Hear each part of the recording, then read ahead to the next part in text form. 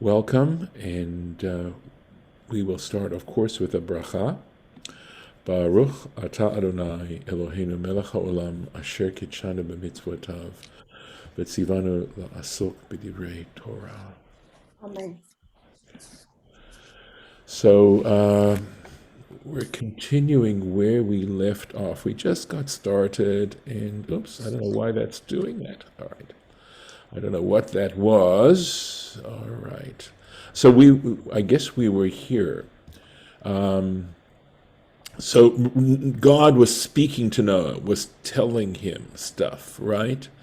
And then we now went into Gam Me'of Hashanayim. So we talked about the cattle and the wild beasts, and that the pure ones, there were going to be 7 pairs of pure animals, of clean, I don't know what to say clean, pure animals.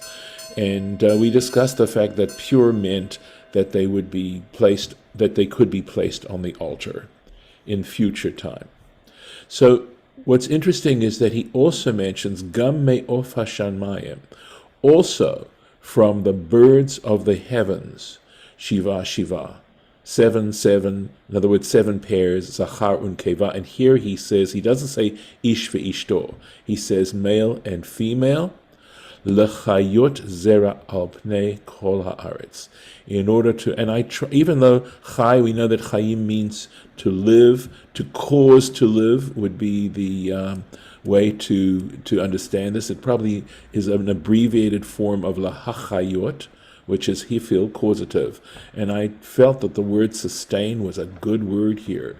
To sustain seed on the surface of the entire earth. Okay, that's trying to translate this as literally as I can. Let's take a look at the Rashi here. Right. So, Gam Me'of Hashamayim. So notice, by the way, please, before I even get into the Rashi here, because he's going to pick up on that really. Do you notice something is missing here in this sentence? Is there something that's jumping out that's missing?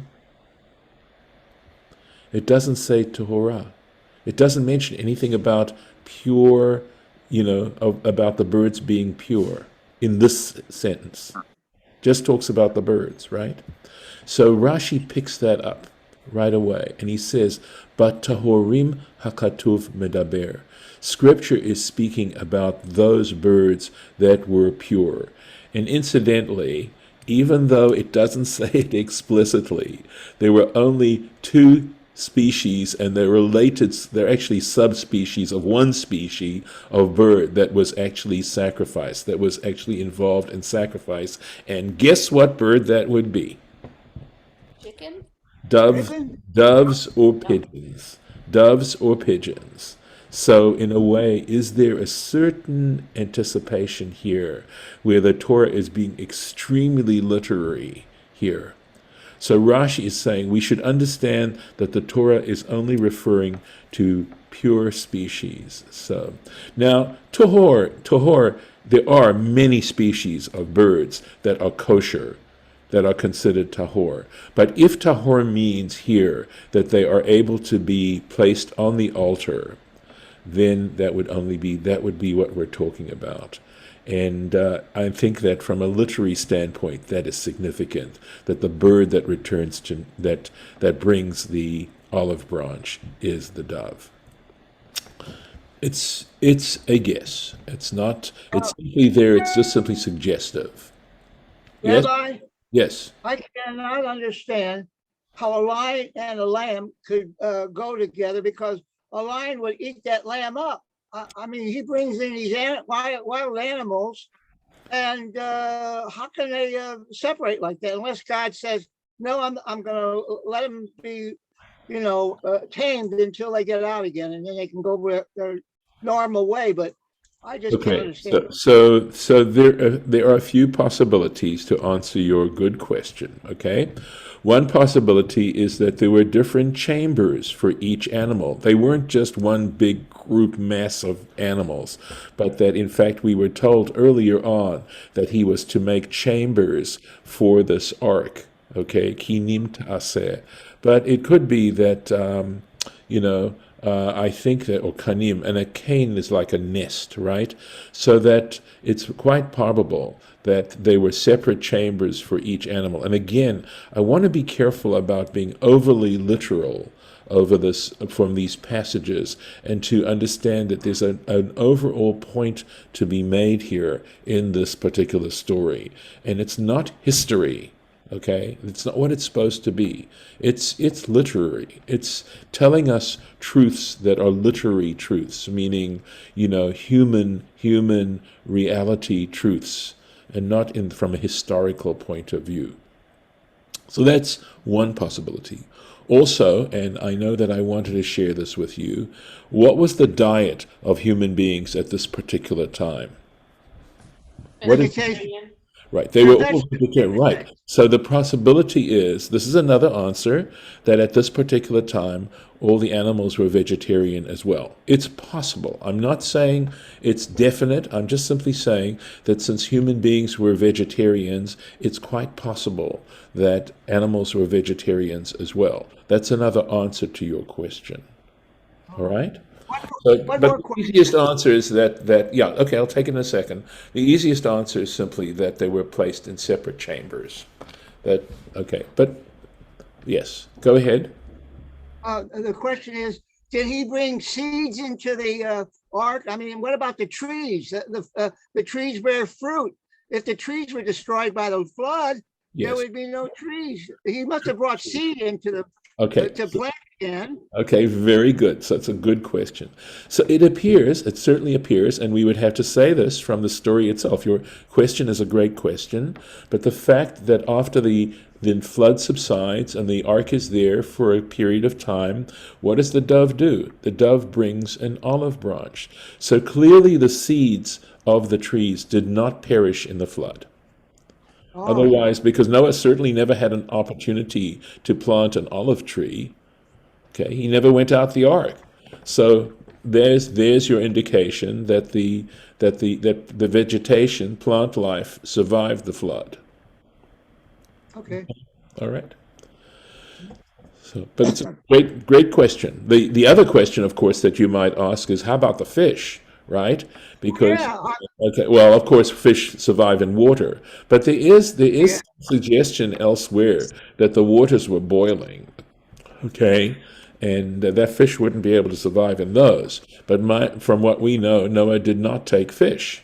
All right, so there has to be, again, when we take midrashim or because it's a midrash, that again we have to understand that the way this operates is a far more literary kind of way than necessarily the kind of literature that we read in general. That this is a particular kind of literature, and again, you know that the idea is that a novel is it's fiction. It's fiction.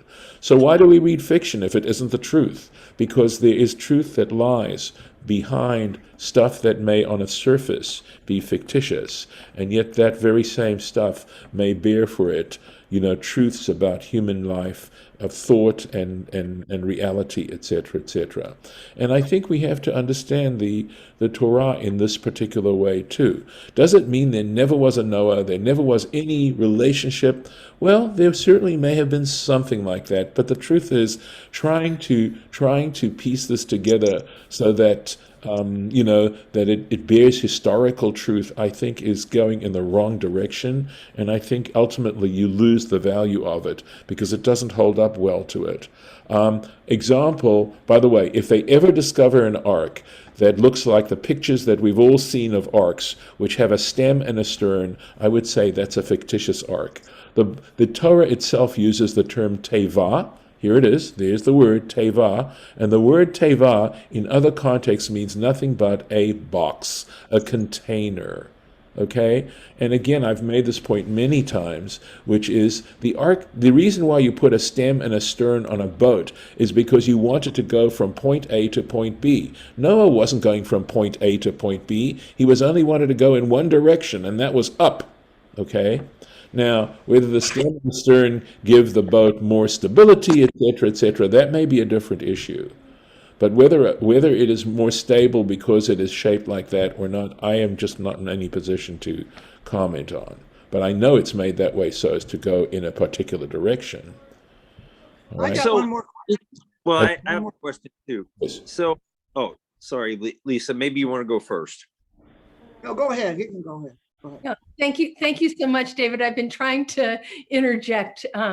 It can be difficult at times.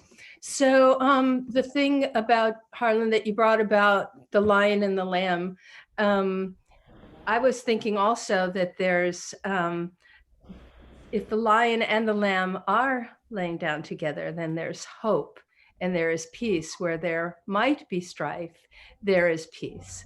And so that was a lovely thought that occurred to me. And also with the seeds, I had never thought of that before. But also with many of the species, a lot of times they live in the animals that ingest them. And then through the compost later, they survive and they germinate. Thank you. Yeah. That's So, good. so Very good. yeah. So what I I was got going to another ask, oh, sorry. Yeah, I got another question. Okay, Harlan, before you ask, can Can I you go look first, Harlan? Yeah. Go ahead. Go ahead. Yes. Go ahead. So, Go ahead. Rab, I think that the other question I have is what you're saying about the, looking at this, not necessarily at the historical context, but, going in the wrong direction that way. Is that really more like we're just looking at this in terms of taking maybe poetic license so that, we look at what the overall results are as opposed to trying to separate this out from a historical perspective and everything making sense from that point of view, right? So that's the concept, right? Like you said, we read fiction, because there's a purpose associated with the story. So we really have to give the fact that there's poetic license here, right? And allow that to happen. Is that correct? So I don't know that I necessarily use the term poetic license, but I think I understand what you're saying, what the point is that you're trying to make. Yes, it's speaking in metaphor, and I think just simply understanding it as literature is just so much more helpful. I want to say one more thing. We so live in a Western civilization soup. Okay, we breathe it in and we breathe it out. The legacy that the Greeks left us is absolutely incredible when you think of how long it's lasted. Okay, that Greek civilization continues in various ways. You look at sports, for example, and drama and theater and the arts and all that. It's all Greek civilization stuff. Okay. And Hebrew civilization isn't Greek civilization. By the way, I would have to tell you very truthfully, so much of the Talmud and stuff like that borrows very heavily from Greek civilization as well. Okay, there are many Greek words that find themselves into Rabbinic Hebrew as well. Having said that, the very concept of history, I know, we can laugh at Henry Ford who said history is bunk, okay? But, getting away from the crassness of that statement, trying to actually reconstruct history is not a small thing. And the truth is that any responsible historian going all the way back to, say, Roman times and the great Roman historians, all, at least at the very beginning of their work, mention the basis on which they are writing this history. What is the nature of the validity of what they're saying? Because inevitably, it's a filtering process. You cannot simply, history is not the reconstruction of reality, of every single fact involved. But it is a way of using certain criteria to link certain things together and to see a certain causality, I believe. I'm not a historian, but at least as far as I've thought about these things, that's the way I would understand it. The Bible isn't attempting to be a history. But, we bring this historical category because we feel that it's such a how can I put it, a valid way to look at this material. And it isn't. And it doesn't hold up. And so what happens is, because it doesn't hold up to, whatever it is in the back of our minds that we assume makes something historical, we get disappointed and we throw this on the trash heap. We ignore it. We think it's not worth reading. On the other hand, if you look at it as great literature, that's a different story. Then it holds up very, very well, and you can read it many, many times and derive new ideas, etc. You know, some of, I, I don't know that King Lear may have been a historical figure, but the play King Lear by Shakespeare isn't, it may be about the issues of what happened, but it has more to do with issues of loyalty and filial behavior and human greed and stuff like that than anything else. Then whether or not King Lear ever existed as a person is kind of irrelevant. King Lear exists because we can read about him and his family. And King Lear is a fabulous play. yeah, it is. It was, yeah. I have one more question. Sure. If the flood, the ark was made for the flood, what happened during the 10 generations? I'm sure that other people had boats too. They must have built their boats too, and the ark wasn't the only one. There must have been other people. After 10 generations, surely somebody would have built a boat. Again, ask yourself, how are you trying to look at this? How are you filtering it? You're trying to filter it through legitimate sort of historical or cultural kinds of ways. This is a story. Okay, and as legitimate as your question is from one perspective, from the perspective of the story, which we talked about briefly yesterday, right? That I told you that I was trying to think about, extrapolate, what is the story really about? And is it really about how we as human beings have such responsibility as to the care and management of this planet Earth? That it's really about that. And how profound our effect is, because you have human beings corrupting their ways, basically destroying the world, okay? And you have a family that isn't going to do that is going to respond to a divine command.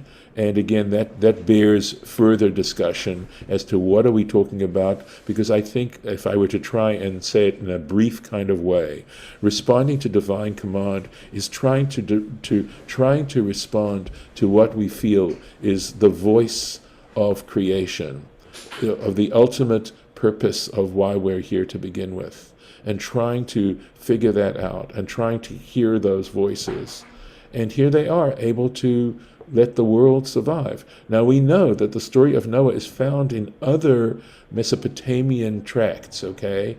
There's literature that's been discovered from that period, and there are parallels. There's a Babylonian parallel to the story of Noah, but it doesn't make the same point as this particular story, which is carved in a unique way in terms of how do we respond to our place as human beings, understanding just how much effect we have on the world around us. So that's what I think. Okay. Yes. Right, Golda. Golda mentions that there are many cultures that have flood stories. So you have to go back and say, what is it trying to say? What are those flood stories trying to say? I mean, here it's, I think we're being told how responsible we are. There's some more stuff if we can get to it. I don't know that we'll get to it today, but about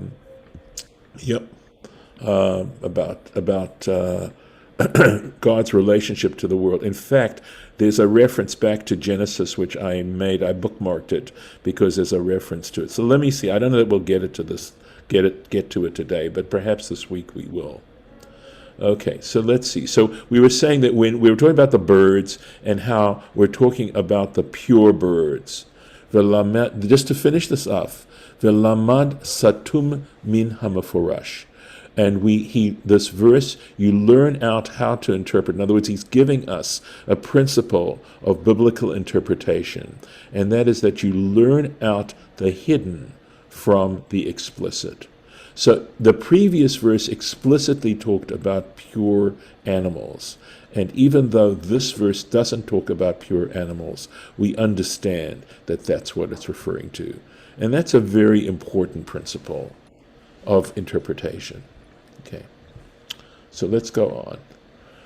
Ki layamim, this is God still speaking to Noah, right? Ki layamim od shiva, because in another 7 days, anochi mamtir al haaretz, I will cause rain to fall on the land.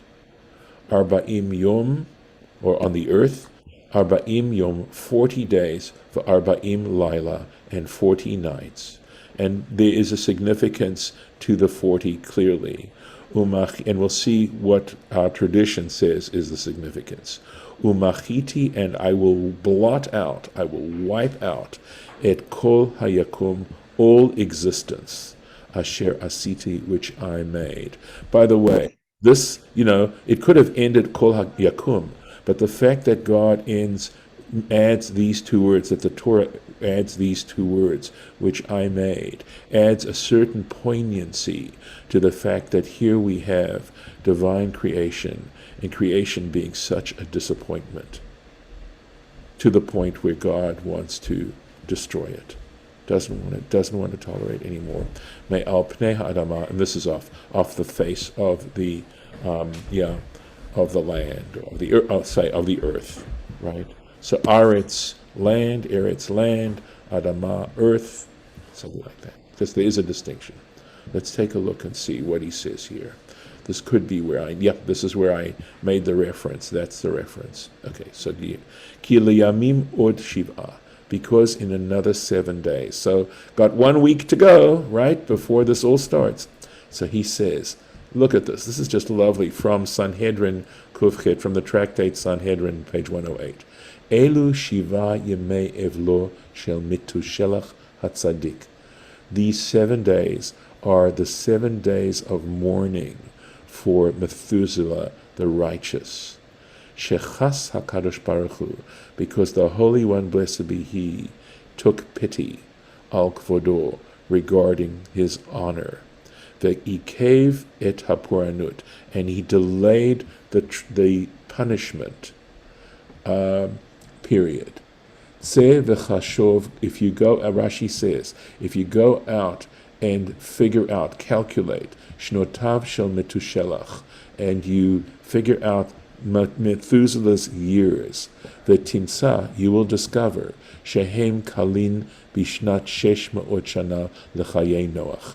You will see that they end in the 600th year of Noah's life. And it says explicitly that Noah was 600 years old. You can actually create a table of the years, because it tells you how long they were before they had a child, right? How old they were, and then it says how much longer they lived beyond that.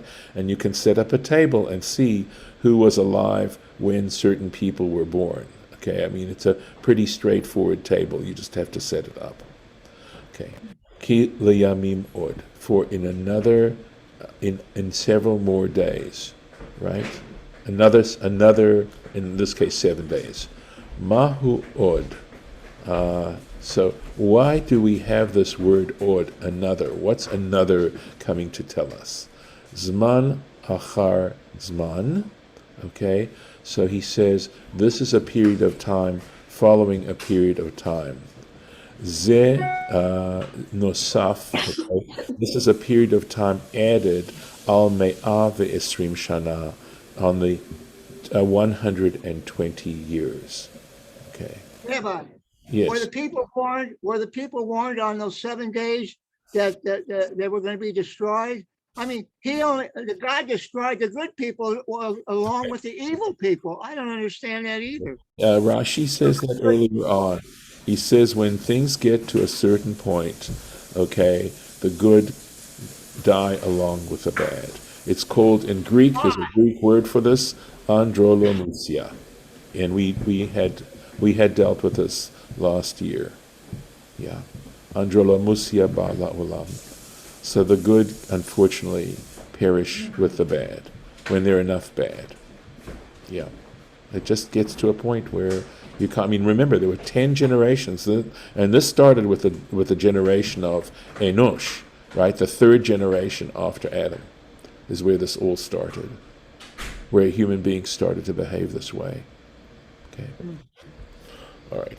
So I wanted to go back to Genesis 6:3 because how do we get this 120? And I'm going to go, let's see if I can go to, see, bookmarks. Yeah, let's go into the bookmarks. And here we are. So this was very nice. I appreciated this very much about. So let's hide the sidebar for a second. And here, let's see. Here's the verse. This is after people start, all this stuff starts happening at the end of Genesis, right? The first section of Genesis. Vayomer Hashem. So God said, Lo yadon ruchi ba'adam. My spirit will no longer strive with man.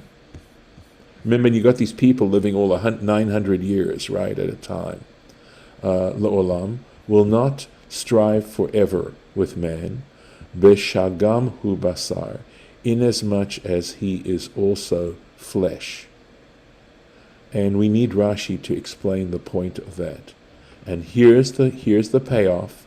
Vahayu yamav, let his days be me'ah ve'esrim shana, 120 years. So it's at this point, by the way, right at the end of Genesis, that human life shrinks down to 120 years. And I know I'm going to take a while here, or take a moment to say that the fact that these people who are living in excess of 900 years, people have tried to, again, rationalize this out by saying, well, maybe it's not talking about years, it's really talking about months, etc., etc. Here is your proof that the Torah is speaking about years.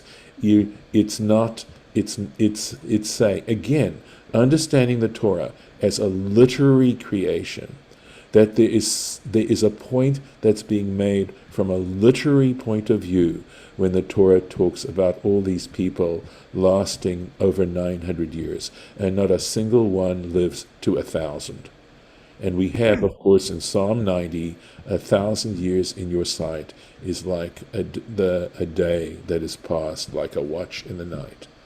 So the issue is mortality. Rabbi, why did God just pick 120 years? It's a good question, and I don't know that I necessarily know how to answer that question. But apparently, there probably is a good answer to that question, Harlan. But I must admit, I am stumped.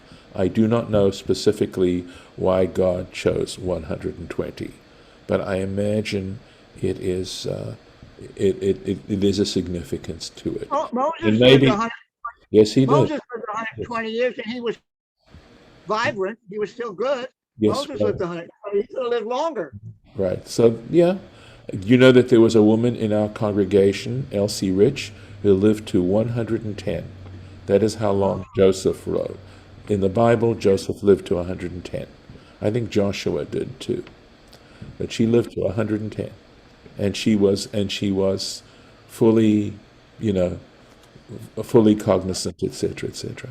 So anyway, Wow. I don't know. I think part of it, something that's sort of occurring to me is possibly that it's 3 sets of 40 years apiece, that it has to do with certain generations and being able to see. I don't know. I don't want to speculate too much. I'd rather see if someone else comments on it. Okay, so here we go. Here. Lo yadun ruchi misha.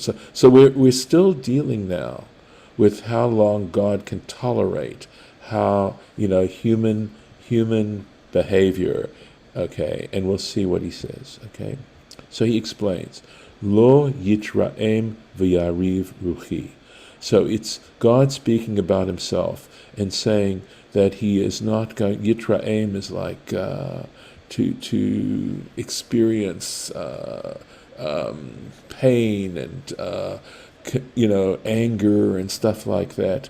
V'yariv, and to contend my spirit. In other words, what he's saying is that he is fighting with himself, in a way, right? Alai, upon me, bishvil hanak adam, on Where account did of you the man. go to? Gimel. Oh, I went to chapter 6, verse 3. So okay, so you're skipping ahead a little bit. No, I was picking back. I went back because it mentioned I mean, 100. you're going back. Okay, Yes. Yeah, okay, I went back because Rashi mentioned 120, okay, and I wanted to go back to that original 120 where okay, it so you're happened. still back, okay. So what God is saying is, I can only wrestle with myself so long. In other words, do I allow human beings to survive? Do I punish them? How do I deal with them? Right? That's what I'm catching from this. Okay. Le'olam. This means forever. But he says it's not forever. It's le'orech yamim, for a long period of time. Hine ruchi nadon birkibi. Rashi is sort of extrapolating here, trying to understand or help us understand what is God saying here, right? And he says, Hine ruchi nadon birkibi. He says, my spirit is adjudicating in my heart. It's just trying to figure this out. Im lahashchit, whether or not to destroy, ve'im lerachem, or to show mercy. Lo yeh madon ze beruchi leolam. I am not going to tolerate this contention in my spirit forever. Klomar, that is to say, laorech yamim, right? For a lengthy period of time. So that what this is, the grand metaphor that the Torah is giving us here is that when human beings behave in abominable kinds of ways, okay, and what we think is abominable may not, may be well beyond what God thinks is abominable. Right? I mean, there are levels of behavior, cheating, stealing, lying, that kind of thing. So he says, and whenever that happens, it creates a certain, you might, if we wanted to use other kinds of metaphors, a certain kind of spiritual force field when we behave that way, when human beings behave that way. Beshegam hu basar. So I'm translating this in as much as he is flesh. Now the point of this is interesting. He says kamo shegam. It says beshagam in the Hebrew, and he says you could read it as if it says beshegam besagol with the s sound. Klomar, and what this means is bishvil shegam zot bo, in as much as this is to say, in as much as this too is part of him, shehu basar, that he is flesh. And I've got to keep going for you to get the point here.